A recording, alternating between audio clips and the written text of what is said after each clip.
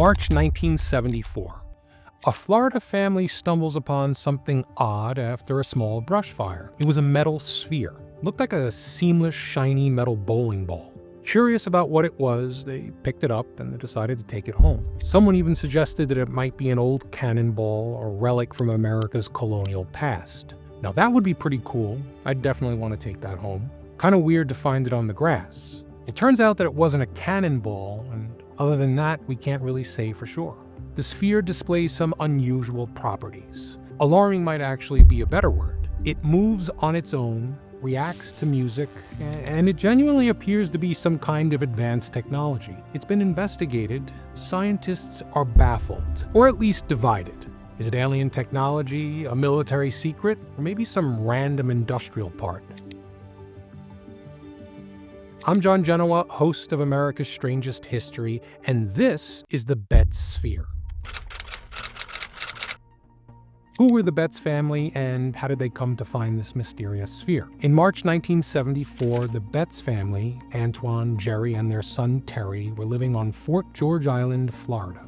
From a historical perspective, the island has a rich and somewhat spooky history. Native American settlements, Spanish explorers, whispers of buried pirate treasure. Still, all of that paled in comparison to what the Betz family found after a small brush fire swept through their property. While inspecting the damage, 21-year-old Terry Betz spotted something unusual in a patch of scorched grass. It was a metallic sphere about the size of a bowling ball, gleaming under the sun. It was perfectly smooth, no seams or welds, measured around 8 inches in diameter, and weighed a hefty 22 pounds. The sphere was smooth, but for a small triangular marking on its surface. The family didn't think much of it at first. Terry brought it back to satisfy his own curiosity. Thinking it might be an old cannonball, Terry took it home. Little did the Betzes know that this was just the beginning of a mystery seemingly without end.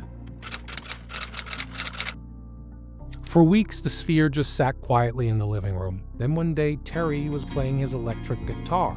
As the music filled the room, the sphere began to vibrate and emit a strong, throbbing sound. It was almost as if it was responding to the notes. It resonated in tune with the music he was playing when he struck certain chords. Startled, Terry called for his family. They came down and watched as the sphere started rolling on its own, changing direction without any apparent force. It would stop at the edge of tables as if it was aware of its surroundings. It even seemed to follow family members around the house. This went on for quite some time, too. Jerry Betz later told reporters, "It seemed to have a mind of its own." The family noticed the sphere was more active on sunny days, leading them to wonder if it was somehow powered by solar energy. As for the family dog, it was terrified. Poor thing whimpered and hid whenever the sphere was active. The dog's behavior was completely out of character, raising even more questions.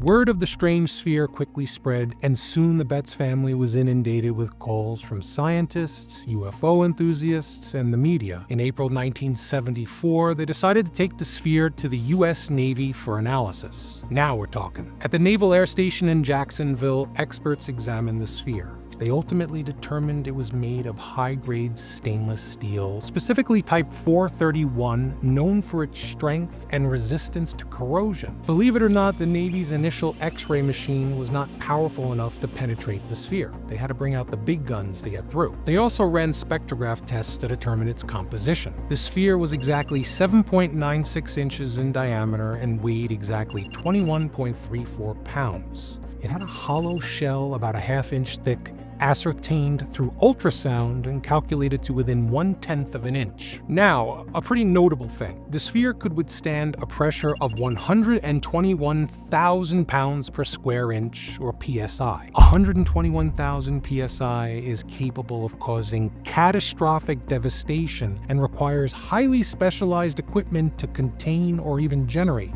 So this is a tremendous amount of pressure. For context, high-pressure water jets for cutting metal operate at around 60,000 to 90,000 psi. 121,000 psi exceeds even these extreme industrial applications. Most types of steel yield or deform at around 30,000 to 50,000 psi, and even high-strength alloys fail well below 121,000 psi. In a nutshell, the sphere could withstand pressure that could crush or pulverize most known materials. Pressures this high are rare outside specialized contexts like explosive events or even deep-sea environments. The Mariana Trench, for example, reaches around 16,000 psi. A closer examination of the X-rays raised even more questions. Inside the sphere were three smaller spheres, one of which appeared to have ruptured open. Notably, the spheres were of varying density as well. Despite these findings, the Navy concluded it was likely a ball bearing from some industrial equipment, possibly a check valve. The Betzes, however, weren't so easily convinced. Terry wanted to know, if it's just a bearing, why does it move on its own? The Navy had no answer.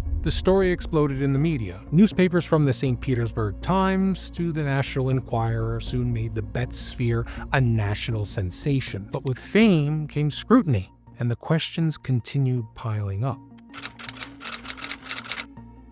As interest grew, so did the number of experts weighing in. In June 1974, the National Enquirer sponsored a panel of scientists, including Dr. J. Allen Hynek, a renowned astronomer and UFO researcher. Hynek, who also worked on the Air Force's Project Blue Book, examined the sphere. He noted that it rattled when shaken, suggesting loose components within. His conclusion: it was man-made, likely a check valve from industrial equipment. Before we close the case based on that, I should mention that not everyone agreed with Dr. Hynek's conclusion. Carl Wilson, for instance, a researcher from a Louisiana institute, claimed the sphere emitted some kind of powerful magnetic field and even radio signals. Critics argue his findings remain unverified by other scientists. Skeptics suggest the sphere's movement was due to uneven floors in the Betz's historic home. The house was built in the 1920s. It had stone floors that could cause the sphere to roll unpredictably. Still, the family insisted it was more than that. Perhaps the most compelling explanation came from a 2012 investigation by Skeptoid. They discovered that a company called Bell & Howell produced stainless steel spheres matching the Betz sphere's description. These were used in large valves for chemical plants and were pretty much a match in size and weight. But the X-rays showed that the three internal spheres didn't align with a typical valve. So, if it's not an industrial valve, what is it? One intriguing theory ties the sphere to an artist named James Derling Jones. In 1971, he was driving through Jacksonville in a Volkswagen bus loaded with metal sculptures. Several large metal balls fell off his luggage rack and he never recovered them. Maybe the Betz sphere is one of those lost sculptures? Sounds reasonable, but the family remains skeptical. By the late 1970s, the media frenzy had taken its toll. The Betzes, tired of the limelight, withdrew from the public eye. They refused interviews and locked the sphere away for good. Today, its whereabouts are unknown. Some have suggested the family hid it to escape the attention. Others speculate it was taken by a private collector or maybe a three-letter government agency. Whatever the case, the Betz sphere vanished from history, leaving behind a lot of unanswered questions. Despite its disappearance, the Betz sphere lives on in popular culture. It was featured in a 2017 episode of Ancient Aliens where experts debated its potential extraterrestrial origin. Podcasts like Astonishing Legends have dedicated hours to dissecting this mystery. Check out the link in the description to see more of the original X-ray images featured in this video. I think the sphere story resonates because it's strange and frankly it's never been definitively identified. So officially, it falls into the realm of unsolved mystery. My own theory is that it's some kind of piezoelectric device. This type of technology can generate an electric field when subjected to mechanical stress. Vibrations, for instance, like from Terry's guitar, are converted to electrical energy. It might explain some of the sphere's seemingly erratic behavior. The only hitch with my theory is that piezoelectric material is generally made from crystal or ceramics, definitely not steel. So I suppose my theory falls flat on its face right there. Or maybe someone figured out a way to make a steel piezoelectric device. We don't know everything. I might go so far as to say in the grand scheme of things, we know virtually nothing about everything. Jerry Betz once said, "We may never know what it truly was, but it changed our lives forever." Regardless of its authenticity, there's no denying the tremendous impact it had on the Betz family that's for sure. So where does that leave us? What was the Betz sphere? An industrial part, a piece of art, military technology, maybe something more extraordinary? The short answer is we don't know, and we really can't find out because it's gone and it's never resurfaced for public scrutiny. For the record, the Museum of the Weird in Austin, Texas has what is purported to be the Betz sphere on exhibit. This, however, is largely viewed as a replica or reproduction and not as the real deal. It has a seam, a visible seam, which is kind of a dead giveaway. The truth may be out there, but for now it remains one of America's strangest historical curiosities, and that's where we'll leave it. If you enjoyed the episode, please like and subscribe. It helps. Till next time, I'm John Genoa, and this is America's Strangest History. Thanks for watching.